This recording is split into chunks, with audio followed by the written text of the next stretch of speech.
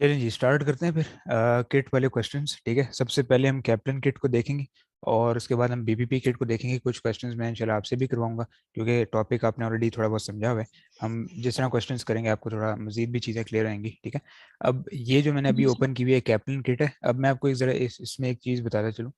इसमें आपने एक चीज़ से कंफ्यूज नहीं होना। यहाँ मैं बता देता हूँ। ये देखें जो कंटेंट्स लिखे हुए हैं ना, जो आपके पास जी एक सेकेंड। अच्छा ये देखिए यहाँ पे आपके पास क्वेश्चन नंबर्स हैं सारे। अब ये जो आप देख रहे हैं ना ऑब्जेक्टिव टेस्ट क्वेश्चन, ये किट वालों ने ऐसे ही इसमें डाले हुए हैं क्योंकि इसका कोई काम है नहीं। ओटीक्यू कभी FA1 में नहीं आते, सिर्फ एमसीक्यूज ही आपको टेस्ट होते हैं। तो ये बेसिकली क्या हो रहा है, ये उनके लिए जो कि मेडिकल बैकग्राउंड से आए हो, प्री इंजीनियरिंग बहुत मतलब डिटेल में चीज़ें रिवाइज करनी चाहते हो, लेकिन उसकी कोई ज़रूरत नहीं होती क्योंकि सिलेबस का कोर्स ही ऐसा डिजाइंड है कि वो हर किसी को सूट कर जाता है। ठीक है, अब बिल्कुल। बेसिकली जो हमारी चीज़ है ना वो ये है कवर करने वाली, तो आपने ओटी की उसको इग्नोर कर देना है। ठीक है, इस हिसाब से हमारी किट और भी छोटी हो जाती है क्योंकि शुरू वाली जो चीज़ें हम कर नहीं रहे। तो एमसीक्यूज जो हमने करने अच्छा। हैं वो ये वाले करने हैं। ठीक है, और आप देख सकते हैं कोई ओके ज़्यादा सर। नंबर नहीं है, डिवाइडेड वेल डिवाइडेड है इसके अंदर। तो कोशिश यही होगी हमारी कि इसको जितना अर्ली पॉसिबल हुआ उसको हम ख़त्म करेंगे। ठीक है, तो ये दो आज हम कर रहे होंगे, बिजनेस ट्रांजैक्शन एंड डॉक्यूमेंटेशन पहला वाला, और ये सेकंड वाला जी। डबल एंट्री बुक कीपिंग, क्योंकि यही पहले आपके ओके। जो लेक्चर्स थे वो इन दोनों को कवर करते हैं। ठीक है, ओके सर श्योर।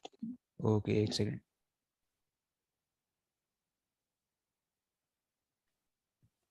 चलिए क्वेश्चन 1 से फिर शुरू करते हैं और सबसे पहले बेसिक डबल एंट्री देखेंगे हम। सही है, ओके। अब सबसे पहले क्वेश्चन हैं आपके डॉक्यूमेंटेशन पे। बेसिकली जो लेक्चर 2 था चैप्टर 2 उसके उन्होंने आई डोंट नो वाई पहले सवाल डाले में, बट चलिए इसको करते हैं, देखते हैं ये क्या चीज़ जी टेस्ट सर। करते हैं। सबसे पहले हम देखते हैं क्वेश्चन नंबर 1। ठीक है, which of the following transaction is likely to occur on a daily basis in large business organisation.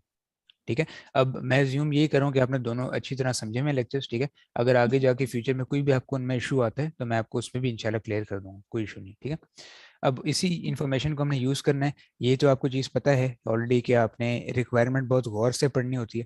ठीक है, अच्छा एक और चीज़ भी मुझे बताएं, आपने FA1 आप फर्स्ट टाइम पढ़े या पहले आपने पढ़ा हुआ है कहीं से?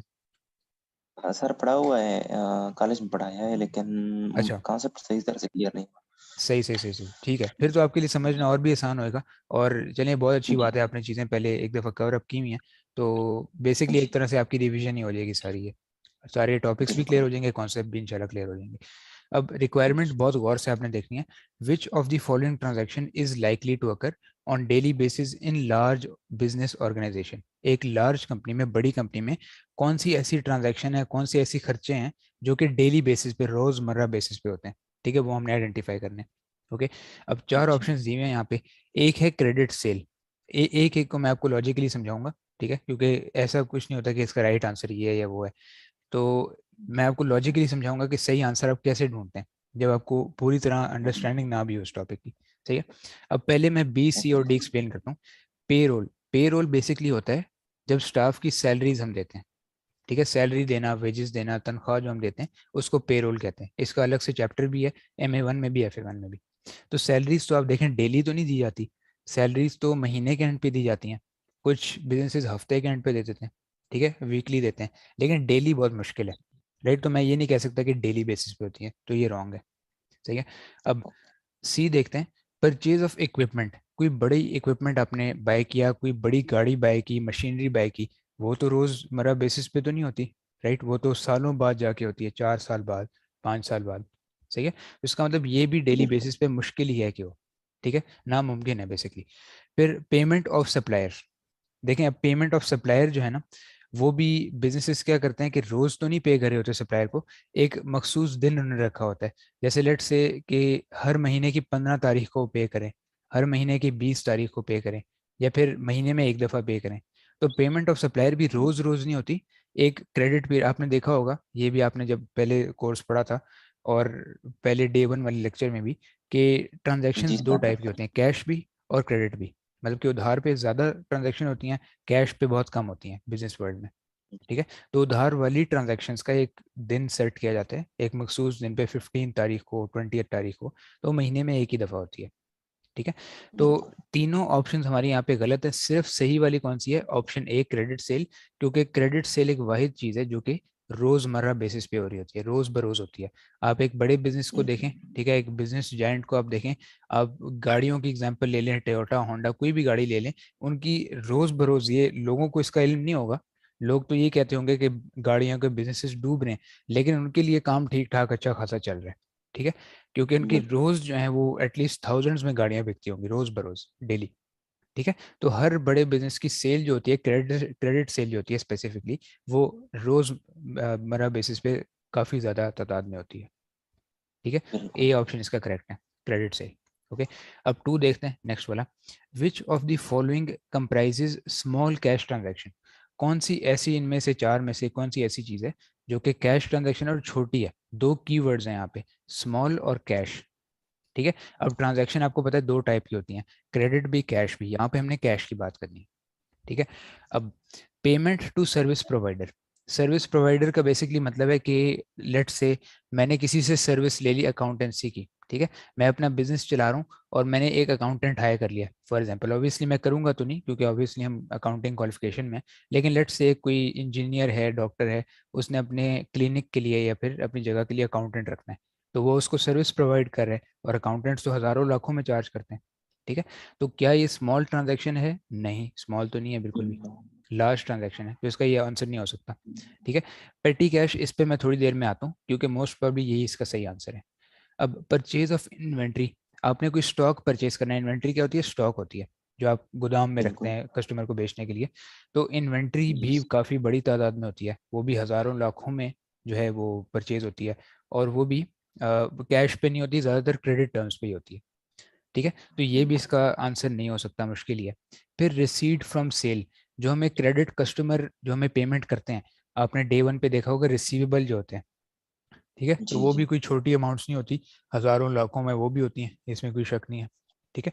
तो डी ऑप्शन भी नहीं इसका हो सकता, तो सिर्फ हमारे पास क्या ऑप्शन बची? ऑप्शन बी, यही सही है। अब मैं आपको एक्सप्लेन करता हूँ, इसका एक पूरा टॉपिक है FA1 के अंदर, और इसका नाम है पेटी कैश। पेटी कैश क्या होता है? बेसिकली स्मॉल एक्सपेंसेस होते हैं, ठीक है, और स्मॉल एक्सपेंसेस किस लिए रखे जाते हैं? छोटे मोटे एम्प्लॉय एक्सपेंसेस के लिए, जैसे लेट से कोई पुराना दोस्त आपका ऑफिस में आ गया, ठीक है, आपने उसको चाय पिला दी, कॉफ़ी पिला दी, बिस्किट खिला दिए, ठीक है। कोई एम्प्लॉय की गाड़ी खराब हो गई तो उसको बस लेनी पड़ी, ट्रेन लेनी पड़ी, टैक्सी लेनी पड़ी, तो वो छोटे मोटे जो एक्सपेंसेस होते हैं जो चंद सौ के या चंद हज़ार के होते हैं, वो पेटी कैश से हम पूरे कर सकते हैं। किसी क्लीनिंग वाले को आपने सैलरी देनी थी, ठीक है, इमरजेंसी में कोई चीज़ टूट गई वो सही करानी, ये सारी चीज़ पेटी कैश के अंदर आती है, ये स्मॉल एक्सपेंस में क्लासीफाई होता है, ठीक है, सही है। जी सर। ओके, अब थ्री देखते हैं, question three. What is the purpose of credit note?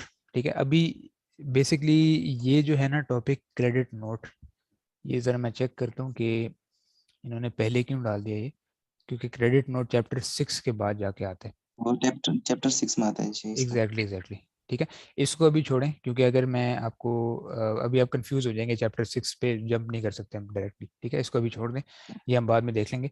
अब फोर्थ पे चलते हैं। विच of the following is not an internal document for purchases? कौन सी ऐसी सर डॉक्यूमेंट अगर आप नहीं है? एक्सप्लेन सर जी अगर जी, आप एक्सप्लेन भी करें मुझे समझ आएगी इंशाल्लाह, क्योंकि मैंने इतना पढ़ा हुआ क्या चीज़ फिर से बताएं? है। क्वेश्चन नंबर 3 अगर आप एक्सप्लेन करें कोई मसला नहीं सर। अच्छा अच्छा, मैं करता हूँ, नो इशू नो इशू, कोई प्रॉब्लम नहीं। देखें, बेसिकली क्रेडिट नोट जो है आपने पहले भी देखा होगा, मैं आपको एक स्केच से बना देता हूँ। बेसिकली दो डॉक्यूमेंट्स होती है हमारी, एक होती है डेबिट नोट, ठीक है, और उसी के जवाब जो होता है वो होता है क्रेडिट नोट में, ठीक है। डेबिट नोट एक सवाल होता है, क्रेडिट नोट एक जवाब होता है, आप इसको इस तरह समझ सकते हैं, ठीक है। अब सवाल कौन पूछता है, यहाँ पे मैं उर्दू में लिख देता हूँ, ये होता है सवाल। ये सवाल कौन पूछता है? कस्टमर पूछता है, किसे? सप्लायर से, ठीक है। और ये सवाल क्या होता है? सवाल ये होता है कि सप्लायर साहब आपने हमें गलत सामान सेंड कर दिया है, या फिर ट्रांसपोर्टेशन के दौरान ये टूट गया है, या गलत कलर आ गया, गलत साइज आ गया, तो काइंडली ये सामान है, ये यूनिट्स हैं, हो सकते हैं सारे ना हो, कुछ 70% 60% सामान हो, ये आप वापस ले लें। तो एक डेबिट नोट होता है, एक डॉक्यूमेंट होता है, ठीक है। अब इसके जवाब में सप्लायर क्या कहेगा? या तो सप्लायर एक्सेप्ट करेगा या फिर डिनाई कर देगा, ठीक है, मोस्ट केसेस में जी एक्सेप्ट कर लेते हैं। तो सप्लायर जो रिटर्न है बेसिकली वो आपकी एक्सेप्ट करता है। ये टॉपिक रिटर्न से है, ठीक है, परचेज रिटर्न भी, सेल रिटर्न में भी, ये दोनों जी। टॉपिक उसमें आते हैं। सही है। तो जवाब सप्लायर देगा और एक्सेप्ट भी कर सकता है, डिनाई भी कर सकता है। और एक्सेप्ट करने का ये मतलब है कि देखें हमने जो एंट्री बनाई होगी वो क्या होगी, जो credits, let's say credit purchase की अगर होती है तो हम पेबल को बढ़ाते हैं, सॉरी परचेज को बढ़ाते हैं, डेबिट परचेज, और क्रेडिट हम करते हैं पेबल, क्योंकि पेबल एक टेबल। लाइबिलिटी होती है, राइट। तो हाँ ये सर। एंट्री होती है। अब अगर सप्लायर ने कुछ सामान वापस ले लिया तो हम क्या करेंगे, हम करेंगे क्रेडिट परचेज रिटर्न, क्योंकि परचेज डेबिट पे आ रही थी ना, क्रेडिट परचेज रिटर्न जी। करेंगे और डेबिट को हम नीचे कर देंगे, रिड्यूस कर देंगे, क्योंकि debit. Debit liability, payable liability है, तो क्रेडिट पे इंक्रीज होती है, डेबिट पे डिक्रीज होती है। ये डे वन पे मैंने समझाई हुई है चीज़ें, ठीक है। जी। तो अब देखते हैं what is purpose of credit note.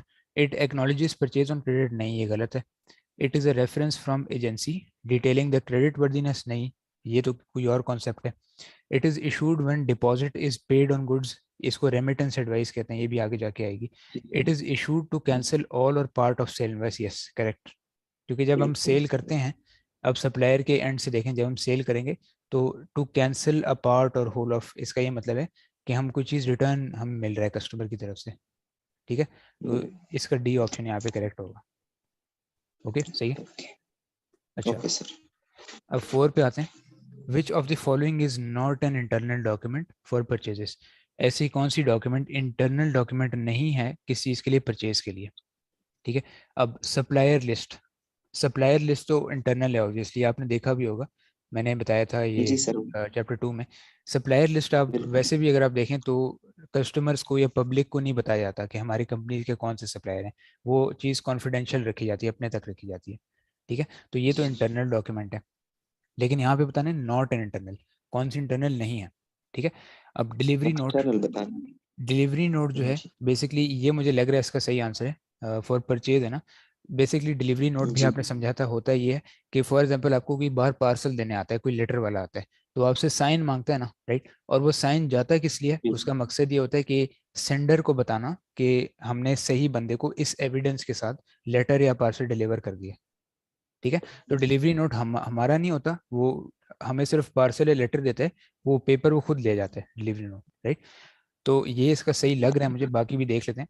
Goods receive note क्या होता है, ये तो इंटरनल होता है, ये आपने देखा था, क्योंकि ये तब बनता जी। है जब गुड्स हमें मिल जाते हैं, फैक्ट्री में आ जाता है उनका ट्रक, तो एक बंदा होता है जो रिकॉर्ड कर रहा होता है कि कौन कौन से गुड्स मिले हैं, ताकि बाद में ये मसला ना बने कि ये गुड तो आए ही नहीं, ये गुड आए ही नहीं, सही है। ये भी इंटरनल होती है, हम अपने तक ही रखते हैं। परचेज ऑर्डर, परचेज ऑर्डर जो है ये भी हम बेसिकली खुद बनाते हैं, सही है। तो परचेज ऑर्डर क्या होता है कि हम लोग जनरेट करते हैं, अगर हम परचेज करें तो उसके लिए सप्लायर के जी। लिए क्या कहलाएगा, सेल्स ऑर्डर कहलाएगा, ठीक है। तो इसका करेक्ट ऑप्शन आई थिंक यहाँ पे ऑप्शन बी बनेगा, क्योंकि डिलीवरी नोट बाहर से ही आता है और बाहर ही जाता है, हमारे पास नहीं आता, ठीक है जी। अच्छा एक सेकंड में,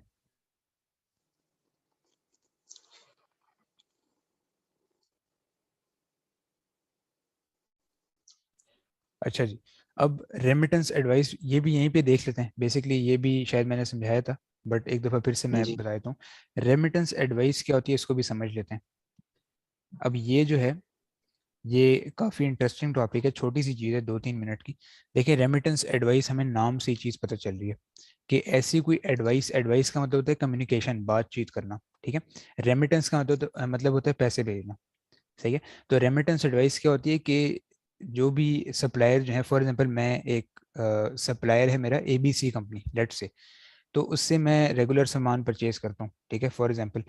तो उसमें ये होता है कि अब वो एबीसी कंपनी सप्लायर बहुत बिजी सप्लायर है, क्योंकि वो ऐसी प्रोडक्ट को मैनेज करे जो कि और कोई नहीं कर सकता, और उस मार्केट में है ही नहीं जो उस चीज़ में डील करे, सही है, लेट्स से। तो ऑब्वियसली बहुत बिजी होएगा, उसको ऑर्डर्स आते होंगे, और वो छोटी छोटी चीज़ों पे ध्यान नहीं देता होगा कि पेमेंट आ गई है, ये वो उसके लिए तो बहुत छोटी चीज़ है, राइट। ऑर्डर्स उसको प्रोसेस करते होंगे। तो रेमिटेंस एडवाइस क्या होती है कि मैं कस्टमर हूँ ना, मैं जब भी उसको पेमेंट भेजूंगा, क्योंकि मैं उससे उधार पे सामान खरीद रहा हूँ, ठीक है। तो मैं जब भी उससे पेमेंट भेजूंगा उस गुड्स की, तो उसके साथ मैं एक नोट भेज दूंगा, कागज़ पे प्रिंट होगा बहुत बड़ा बड़ा, कि इन इन आइटम्स के लिए मैंने आपको पे कर दिया, और ये भी रहते हैं, ठीक है। तो एक मेरी जानिब से सप्लायर को एक कम्युनिकेशन होएगी, एक एडवाइस होएगी कि इन इन गुड्स की, इन इन सर्विसेज की रेमिटेंस आपको मिल गई हुई है, ये अटैच हो गई है, या तो मैं उसको चेक उसमें लगा दूंगा, या फिर कैश उसमें लपेट के उसको एनवेलप में भेज दूंगा।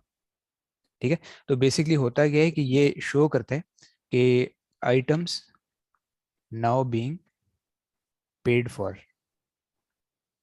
पेपर पे ये लिखा होता है कि आइटम्स अभी हम किन किन आइटम्स के लिए पेमेंट कर रहे हैं, ताकि सप्लायर ये ना कहे कि हमें आपकी पेमेंट का पता नहीं चला, आप काइंडली फिर से पेमेंट करें, हमारे रिकॉर्ड में आई नहीं।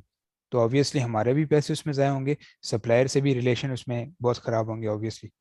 ठीक है, तो हम कम्युनिकेशन कर देते हैं, ताकि अगर सप्लायर बाद में ये भी कहे कि हमें पेमेंट नहीं मिली, तो हम उससे ये कहेंगे आप ज़रा रेमिटेंस एडवाइस निकालें।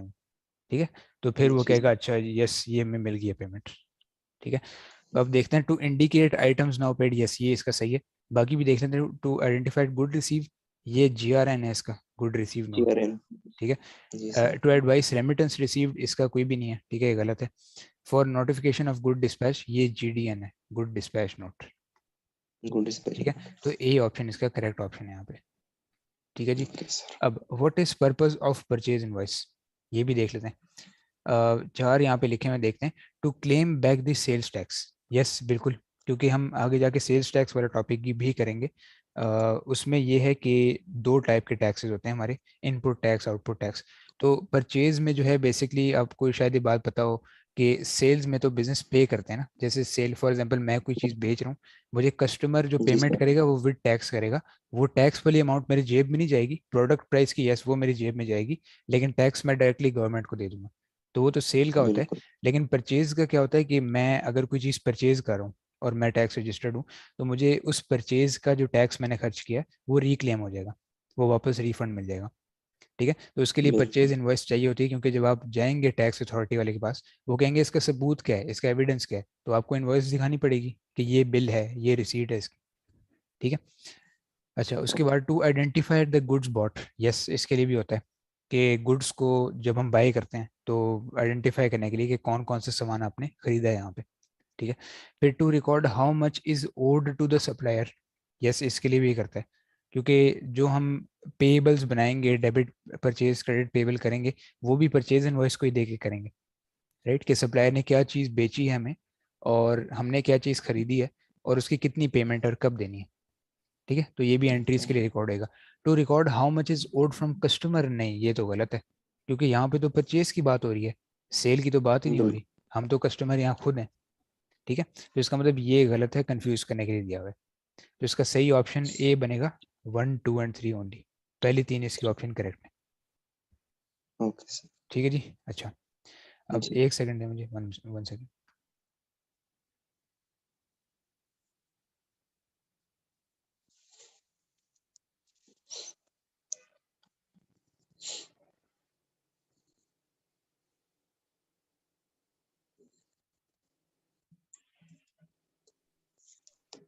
चलिए जी, इसके क्वेश्चन हम 10 तक करेंगे, क्योंकि इसके टोटल क्वेश्चन 16 हैं। ठीक है, फिर रिमेनिंग जो 6 हैं आपको ट्राई कीजिएगा इंशाल्लाह, जो भी इशू हुआ उसमें आप बता दीजिएगा, फिर हम आगे डबल एंट्री वाले पे चलेंगे। ठीक है, ओके ओके। 7 करते हैं। In the purchasing procedure which document will usually follow the goods receive note. ठीक है, अब आपने परचेजिंग साइकिल आपको याद है डे 2 वाला जो लेक्चर है, जो सेकंड लेक्चर उसमें पड़ी हुई है। ठीक है, तो परचेजिंग जी सर। साइकिल में आप देखें गुड रिसीव नोट, यहाँ पे हमने चीज़ को समझना है हो क्या रहा है। ठीक है, गुड रिसीव नोट कब बनता है, जब ट्रक जो है वो हमारे गोदाम में आ जाता है, फैक्ट्री में आ जाता है और सामान उतरने लगता है, फिर एक बंदा साइड पे खड़ा होता है, वो लिख रहा होता है कौन कौन से गुड्स एक्चुअली रिसीव हुए हैं। ठीक है, तो गुड रिसीव नोट के बाद क्या होता है, गुड रिसीव नोट के बाद देखते हैं क्या होता है, डिलीवरी इनवाइस। नोट। इनवाइस आती है। I don't think so, delivery note नहीं होता। इनवॉइस देखते हैं, जी। यस प्रॉब्ली यही आंसर हो इसका। ठीक है, स्टेटमेंट, स्टेटमेंट तो इनवॉइस के बाद आती है हमारे पास। जी ठीक है, सर। और एडवाइस नोट ऐसी कोई चीज़ नहीं है, रेमिटेंस एडवाइस हमने पढ़ा है, advice note I don't think कोई ऐसी चीज़ है। ठीक है, तो ये ऐसा आप बिल्कुल सही कह रहे हैं, इसका ऑप्शन बी करेक्ट है, इनवॉइस, क्योंकि जब गुड रिसीव हो जाते हैं हमें, तब ट्रक जी। वापस चला जाता है। ठीक है, और सब जो सप्लायर साहब हैं हमें 10 15 दिन बाद इनवॉइस भेजते हैं कि काइंडली हमें पेमेंट जल्दी से जल्दी कर दें। ठीक है, तो जी। इनवॉइस इसका करेक्ट ऑप्शन है। अब 8 देखते हैं। Question 8, Keith received document from Cullen stationery supplies. अब इससे, जो कीथ है कस्टमर है, इसने इस बिजनेस से कुछ खरीदा है। ठीक है, for 8 reams of paper which they supplied 3 days अगो। इसने 3 दस्ते खरीदे पेपर के, ठीक है बड़े बड़े, हो सकता है प्रिंटिंग में जी। उसने यूज करने हो, और उन्होंने ये इसको डिलीवर कर दिए थे 3 दिन पहले। ठीक है, तो how would Keith refer to this document? ठीक है, अब हुआ क्या है कि कीथ को अभी एक डॉक्यूमेंट रिसीव हुआ है 3 दिन बाद, और वो किन चीजों का था जो कि उसको 3 दिन पहले मिल चुकी थी। ठीक है, तो एक गुड रिसीव नोट तो नहीं हो सकता, क्योंकि गुड रिसीव नोट तो उसी टाइम बनता है, राइट? ऐसे ही है। अब जी it is a receipt, most probably यही होगा, बाकी भी देखते हैं। It is a purchase invoice, इसको भी देखते हैं। क्रेडिट नोट तो ये हो नहीं सकता, क्रेडिट नोट नहीं हो सकता है। ठीक है, क्रेडिट नोट का मतलब होता है जी रिटर्न करना, यहाँ तो रिटर्न हुआ ही नहीं है। अब देखिए रिसीट क्या जी होता है, रिसीट होता है बिल को हम रिसीट कहते हैं। ठीक है, तो बिल तो इसको उसी टाइम मिल गया होगा, हो सकता है इन जी 8 रीम्स ऑफ पेपर के अंदर ही बिल पड़ा हो, वो उसने निकाल लिया होगा। बिल्कुल। ठीक है, तो रिसीट भी मुझे लगता है आनी होगा। परचेज इनवॉइस, यस, इसका यही करेक्ट आंसर है, क्योंकि इनवॉइस मैंने आपको शायद पहले भी बताया था लेक्चर में, या मैं फिर से लिख देता हूँ। इनवॉइस का मतलब होता है रिमाइंडर फॉर पेमेंट। ठीक है, चाहे वो सर सेल ये इनवॉइस हो। रिसिप्ट तो जी जी बताएं। रिसिप्ट तो परचेज इनवॉइस के बाद ही आता है ना, जब हम पेमेंट करते हैं तो उसी के साथ रिसिप्ट देंगे। देखें बेसिकली रिसीट यहाँ पे बिल को हम कह रहे हैं, जो गुड रिसीव नोट के जी बाद जो चीज़ आती है वो इनवॉइस मेरे ख्याल में आती है, क्योंकि इनवॉइस ही जी ऑब्वियसली सप्लायर इंतजार भी कर रहा होगा कि 2-3 दिन गुजर गए हैं, अभी तक पेमेंट नहीं आई, तो रिमाइंड कर देना चाहिए। हाँ सर। हाँ सही है, सर, तो इनवॉइस के बाद रिसिप्ट आती है सर। इसका आंसर एक सेकंड चेक करते हैं, 1 सेकंड। हाँ सर, सी सही है, मतलब सी मतलब सही है, परचेज इनवॉइस। और रिसिप्ट लास्ट में आता है या परचेज इनवॉइस से पहले आता है? अच्छा, आंसर सी सही है इसका पीछे। हाँ, ये तो सर इसलिए सही है कि 3 दिन के बाद अगर परचेज इनवॉइस आती है, मतलब कोई डॉक्यूमेंट आती है, तो वो तो इनवॉइस होगी, मतलब जी जी कि हमें पेमेंट कर दे जो चीज हमने भेजी है। जी जी। तो मैं देखिए मैं रिसिप्ट का पूछ आपको रहा हूँ। लॉजिकली मैं समझाता हूँ, देखें फॉर एग्जांपल आप कोई चीज़ परचेज करते हैं इंस्टॉलमेंट पे, या फिर फॉर एग्जांपल आपका कोई सुपर स्टोर में दोस्त है, वो ओनर है वहाँ का, ठीक है, और वो कहते हैं इसको कोई बात नहीं उधार पे सामान दे दें। ठीक है, तो आप उधार पे जी लेके आ जाते हैं, आप बहुत खुश होते हैं, आपको चीज़ मिल गई है। अब आपने उसकी पेमेंट लेट से 7 दिन बाद करनी है। अब वो चीज़ आपने लेनी है तो वो काउंटर से तो गुजरेगी ना, पेमेंट उसकी नहीं हो रही अभी, बिल्कुल। लेकिन काउंटर से तो गुजरेगी, वो स्कैन करेगा, उसमें बीप बचेगी, वो कहेगा वेट करें, कंप्यूटर रिसीट निकालेगा और वो आपको दे देगा। ठीक है, लेकिन हो सकता है ओके उसमें ओके नीचे सर। लिखा हो कि पेमेंट बाद में करनी है। सही है, तो जी यही चीज़ है बिल्कुल। कि रिसीट पहले आती है, इनवॉइस जो है वो आखिर में आ जाके आती है, और इनवॉइस के ठीक बाद है क्या सर। होता है, इनवॉइस के बाद पेमेंट हो जाती है। Okay sir. सही है, तो इनवॉइस जो है वो फर्स्ट स्टेप पे है, उसके बाद रिसीट हमारे पास आती है, जी सॉरी, ठीक है। रिसीट फर्स्ट स्टेप पे, इनवॉइस तो इसके बाद आती पहले है। रिसीट है, उसके बाद yes yes, invoice. Exactly exactly. Okay clear. ठीक है जी। ओके, 9 देखते हैं। What is prime document use to record petty cash transaction in the petty cash book?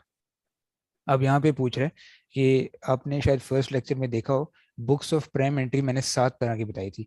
Sales day book, जी सेल जी return day book, purchase day book, purchase return day book, sales sorry cash book, petty cash book और journal, ये सारी। ठीक है, तो इसमें जी ये कह रहे हैं कि पेटी कैश बुक में अमाउंट रिकॉर्ड करने के लिए किस किस पर्ची से हम उसके अमाउंट्स कॉपी करते हैं, कौन सी ऐसी प्राइम डॉक्यूमेंट है। प्राइम डॉक्यूमेंट का मतलब कि जी कौन सी सोर्स डॉक्यूमेंट है, कहाँ से इंफॉर्मेशन लेंगे उसके हम। ठीक है, तो देखते हैं। बिल्कुल। इनवॉइस तो मुझे नहीं लगता, इनवॉइस पेटी कैश से रिलेटेड नहीं है, दो अलग अलग बातें हैं। ठीक है, टिल रिसीट होता है जो आपने देखा होगा, जो क्लोजिंग कर रहे होते हैं बिजनेसेस, तो उनके जो काउंटर होते हैं वो कैश काउंट करने लग जाते हैं फौरन। ठीक है, और उनको कैश काउंट इसलिए करना होता है ताकि वो रिकनसाइल कर सकें कि एक्चुअल जो हमें कैश मिला है वो जो कंप्यूटर शो करे उसके मुताबिक है या नहीं। तो ये भी पेटी कैश से जी रिलेटेड नहीं है। ठीक है, अब यहाँ दो वर्ड्स हैं, पेटी कैश IOU और पेटी कैश वाउचर। जो इसका सही वाला वैसे तो इसका पूरा चैप्टर है जो हम डिस्कस करेंगे आगे जाके। ठीक है, इसका सही आंसर मुझे डी लग रहा है, क्योंकि पेटी कैश वाउचर एक चीज़ होती है जो सबसे पहले भरा जाता है, उसमें लिखा होता है क्या डिटेल है, क्यों आप निकाल रहे हैं इसमें से पैसे, कितनी अमाउंट है। ठीक है, छोटी अमाउंट होती है, जी 10 पाउंड्स 20 पाउंड्स हो सकती है। IOU की डिटेल हम आगे जाके पढ़ेंगे, ये थोड़ा सा कॉम्प्लेक्स है। पेटी कैश वाला चैप्टर जब हम आएगा तब इसको हम पढ़ लेंगे, लेकिन इसका ये सही आंसर ओके। नहीं है, ऑप्शन डी इसका करेक्ट है। ठीक है, वाउचर पे सब लिखा ओके होता है, डेट क्या है, अमाउंट क्या है, किस लिए हम निकलवाए हैं। ठीक है, ये सारी चीज़ें। जी बिल्कुल। ओके, अब इसका लास्ट क्वेश्चन देखते हैं, क्वेश्चन 10, जो डॉक्यूमेंट्स हैं। विच of the following is a source document for financial transactions? Financial transactions के लिए कौन सी सोर्स डॉक्यूमेंट है?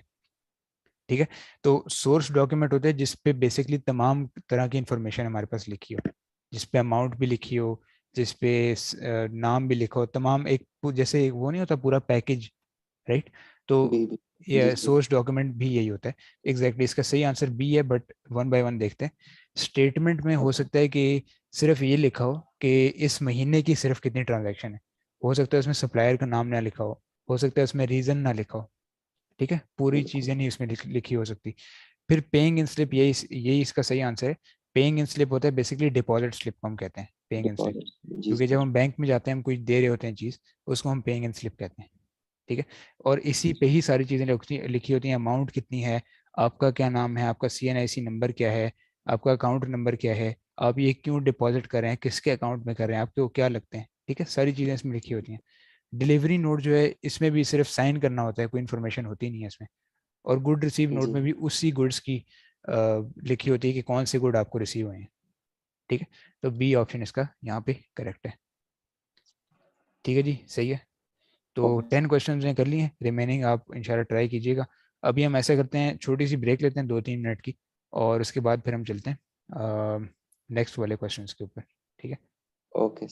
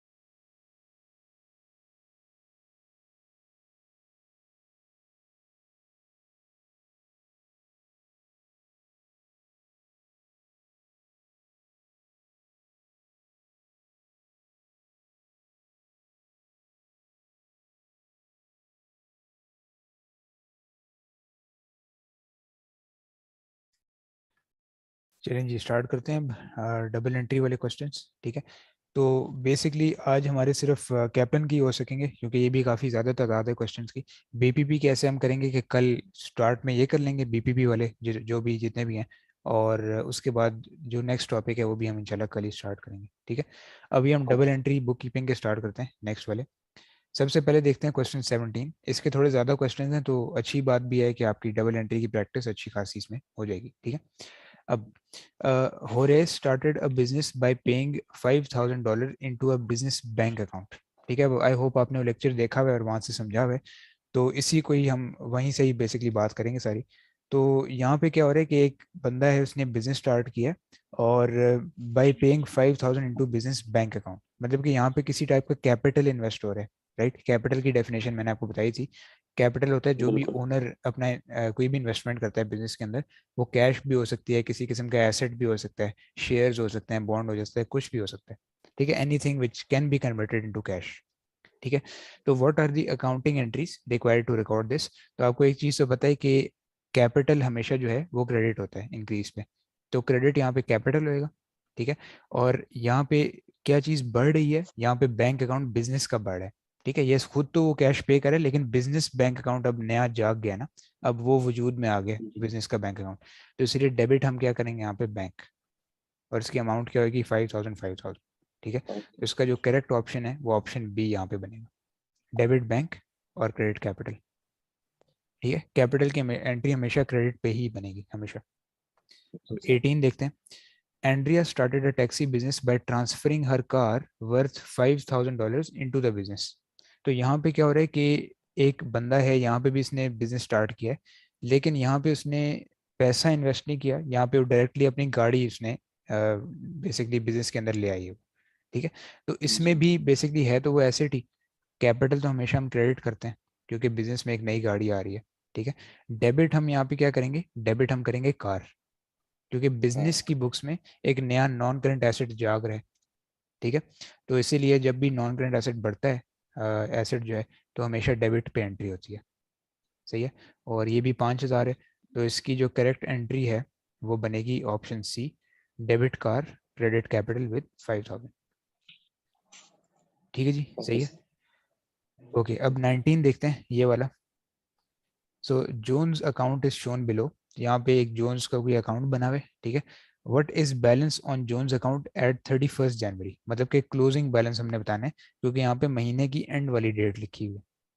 सही है, तो यहाँ पे हो सकता है अकाउंट में कोई चीज़ें गलत साइड पे लिखी हों, तो उस वजह से अकाउंट गलत बन गया हो। अब देखें, मुझे कैसे पता चलेगा जोन्स क्या है, किस चीज़ का अकाउंट है?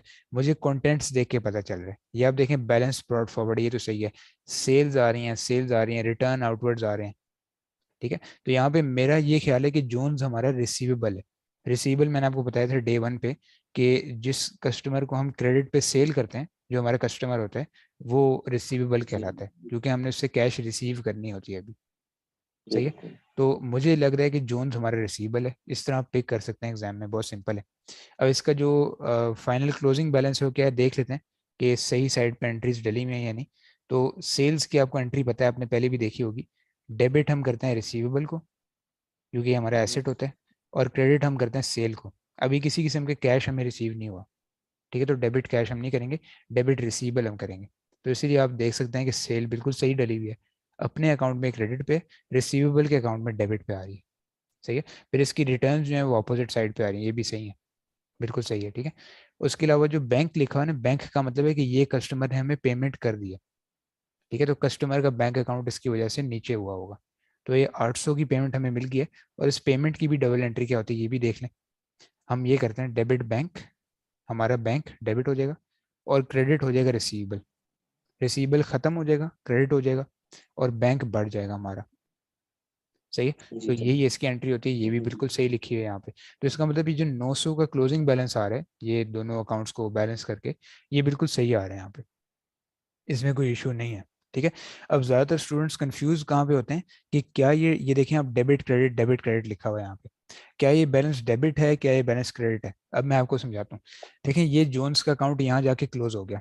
अब आप देख रहे हैं यहाँ से एक नया अकाउंट शुरू हुआ हुआ, ये जोन्स का ही, लेकिन अगले महीने का, ये तो जनवरी का था ना पूरा, ये फरवरी का यहाँ से एक और टी अकाउंट जी शुरू सर। हो जाएगा। ठीक है, और वैसे भी अगर देखा जाए तो रिसीवेबल का जो ओपनिंग बैलेंस आता है वो हमेशा डेबिट साइड पे आता है। मतलब कि आपने group one group two items देखी थी ना डे वन वाले लेक्चर में, उसमें जी एसेट जी सर। एक्सपेंस और परचेज जो होती है वो डेबिट नेचर की ही होती हैं। क्यों डेबिट नेचर की होती हैं? क्योंकि डेबिट पे इंक्रीज करती हैं। राइट, तो यही इसका यहाँ पे जी मकसद है कि हम यहाँ पे क्रेडिट 900 नहीं लिखेंगे। अमाउंट तो सही होगी, लेकिन छोटी सी गलती की वजह से 2 नंबर चले जाएंगे। ठीक है, तो इसका मतलब जी इसका जो करेक्ट ऑप्शन है ऑप्शन सी है, डेबिट 900। क्योंकि हमेशा याद रखें इस तरह के क्वेश्चन में आपको उसका फाइनल इफेक्ट बताना होता है, कि वो फाइनल जाके हिट कहाँ पे करेगा। यहाँ पे तो चले क्रेडिट है, लेकिन वो डेबिट पे नेक्स्ट मंथ आ रहा होगा, क्योंकि वो एक एसेट है, और एसेट हमेशा डेबिट नेचर का होता है। ठीक है, तो ऑप्शन सी इसका यहाँ पे करेक्ट है। सर एक्चुअली उन्होंने पूछा है what is the balance on John account at 31 January. जी जी, एग्जैक्टली exactly. तो सर 31 जनवरी पे तो वो क्रेडिट में पड़ा है ना क्लोजिंग बैलेंस। जी जी, वही चीज़ मैं आपको बता रहा हूँ। देखें, क्लोजिंग बैलेंस बेशक यहाँ पे क्रेडिट है, लेकिन वो जी ऑब्वियसली ये तो नहीं पूछ सकता कि 1 फरवरी पे क्या है। क्लोजिंग बैलेंस हमने हमेशा ये बताना होता है, ये एग्जाम टिप भी है जो मैंने आपको बताई है, हमेशा उस ट्रांजैक्शन का फाइनल इफेक्ट बताना होता है, हमेशा उस बैलेंस का जी फाइनल इफेक्ट। तो उसका फाइनल इफेक्ट क्या है, डेबिट साइड, क्योंकि रिसीवेबल कभी भी क्रेडिट नहीं होता। यस, पेबल्स हो हाँ सकता है, लाइबिलिटी हो सकती है, लोन हो सकता है। ठीक है, तो रिसीवेबल हमेशा डेबिट नेचर की आइटम है हमारे पास। ठीक है, तो डेबिट 900 इसका आंसर है। एक सेकंड मुझे दें, वन वन मिनट।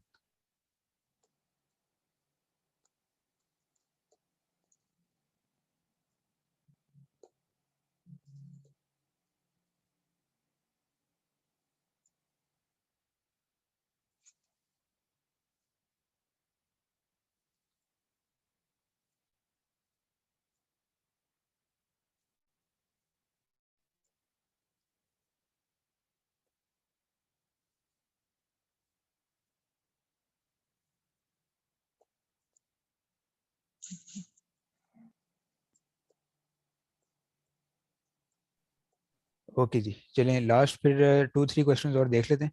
और डबल एंट्री तो आपको पता है साथ साथ चलती रहती है आगे, एंड तक चलती रहेगी इंशाल्लाह। 20 देखते हैं, 23 तक मैं करूँगा इंशाल्लाह यहाँ पे। Which of the following changes could not occur as a result of an entry in the bookkeeping records. Which of the following changes could not occur as a result of entry in the bookkeeping records, मतलब कि कौन सी ऐसी दो चीज़ें हैं जो आपस में मिल नहीं सकती, जुड़ नहीं सकती। सही है। अब यहाँ पे देखें, increase asset and increase liability, ये दोनों तो बिल्कुल हो सकती हैं, ये लाइक विद लाइक कॉम्बिनेशन है। क्योंकि अभी हमने पढ़ा है कि बेसिकली लेट्स से आपने कोई लोन लिया है बैंक से, ठीक है।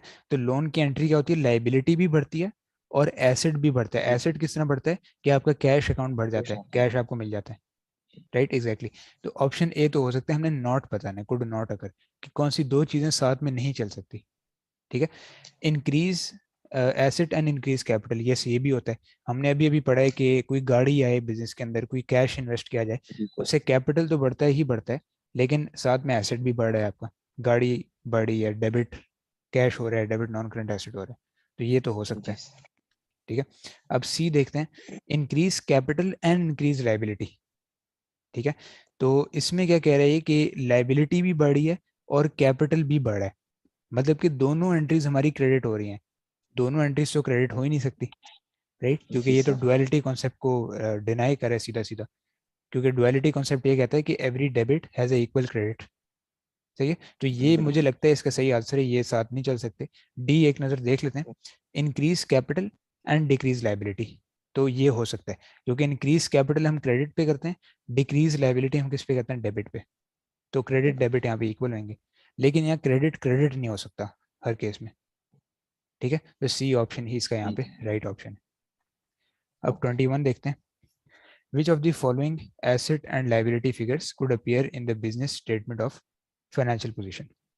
अब ये किस चीज़ का सवाल है, ये अकाउंटिंग इक्वेशन का सवाल है, जिसको आपने पहले भी काफ़ी दफ़ा देखा होगा। एक सेकंड दें। बिल्कुल।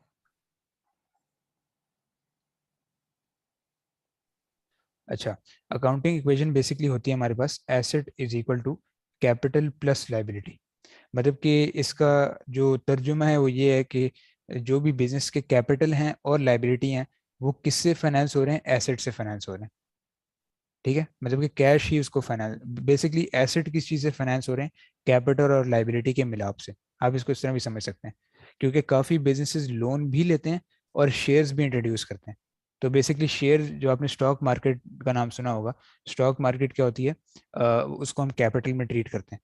शेयर कैपिटल, शेयर प्रीमियम, ये F3 में आप जाके पढ़ेंगे इंशाल्लाह आगे। ठीक है। और लाइबिलिटी क्या होती है, लोन, लोन से पैसे जनरेट करना। ठीक है। लोगों से इन्वेस्ट करवाना, इन्वेस्टर्स को ट्रैक करना, वो कैपिटल है। सही है। लाइबिलिटी क्या है, लोन्स लेना, बैंक के पास जाना, उधार लेना, जो कि एक ज़्यादा रिस्की ऑप्शन है। ठीक है। जी। तो यहाँ पे ये क्या बात करें कि business has capital of 10,000, capital दिया हुआ है 10,000। ठीक है। लाइबिलिटीज भी दी हुई है 4,000 की। ठीक है। तो एसेट इससे हमारे निकल आएंगे इजीली, राइट। 10,000 प्लस 14। 4,000 क्या होता है, 14,000 एग्जैक्टली। एसेट हमारे आगे 14,000। ठीक है। तो यहाँ पे इसने क्या पूछा है, एसेट और लाइबिलिटी दोनों के फिगर्स बताएं। तो एसेट तो हमारे निकल चुके हैं 14,000। ठीक है। और लाइबिलिटीज तो वही रहेंगी 4,000। ठीक है। तो और इसका जो था। ऑप्शन डी है वो यहाँ पे करेक्ट है, एसेट्स 14,000, लाइबिलिटी 4,000। जी सर। ठीक है जी, सही है। अब 22 देखते हैं, what is the double entry to record receipt of cash from an account receivable. तो ये तो बहुत सिंपल सी एंट्री है। जब अकाउंट रिसीवेबल बनता है तब क्या एंट्री होती है, debit receivable, credit sales. Right. अब जब कैश मिल जाता है हमें, जब कुछ टाइम गुजरने के बाद कैश हमें मिलता है, तो हम कैश को बढ़ा देते हैं, डेबिट कैश कर देते हैं, और रिसीवेबल बना हुए तो उसको हम खत्म कर देंगे, क्योंकि अब वो जी। It's not asset any more. ठीक है, हम उसको एसेट को खत्म कर देंगे। तो क्रेडिट रिसीवेबल डेबिट कैश, ये इसकी एंट्री है। ठीक है। तो ये आई थिंक बनेगी ऑप्शन डी यहाँ पे। डी। ठीक है जी, सही है। तो इसके हमने जी सर। क्वेश्चंस काफ़ी देख लिए हैं। शुरू वाले जो चैप्टर वो था सेल्स, सॉरी डॉक्यूमेंटेशन वाला, परचेज सेल साइकिल जी। दोनों वाला, उसके भी हमने देख लिए हैं। बीपीपी किट के मोस्ट प्रॉब्लम हम कल से स्टार्ट करेंगे। ठीक है। और इसके रिमेनिंग क्वेश्चंस आप काइंडली कीजिएगा, जो ऊपर वाले भी हैं इस वाले के भी हैं, कल इंशाल्लाह आप ट्राई कीजिएगा। जो भी इशू उसमें आता है मुझे बताइएगा, मैं इंशाल्लाह क्लियर कर दूंगा। ठीक है, ओके। सही है। तो अभी तक आपको ठीक है। चीज़ें क्लियर हैं, कोई इशू तो नहीं है? Everything is clear? No sir. Okay, clear sir. ठीक है, सही है। तो कल से फिर कंटिन्यू करते हैं सेम टाइम पे 10 o'clock, और अगला टॉपिक अपना कंटिन्यू करेंगे। ठीक है जी, ओके। सही है। ओके जी, thank you, take care, Allah हाफिज़। ओके। अल्लाह हाफिज।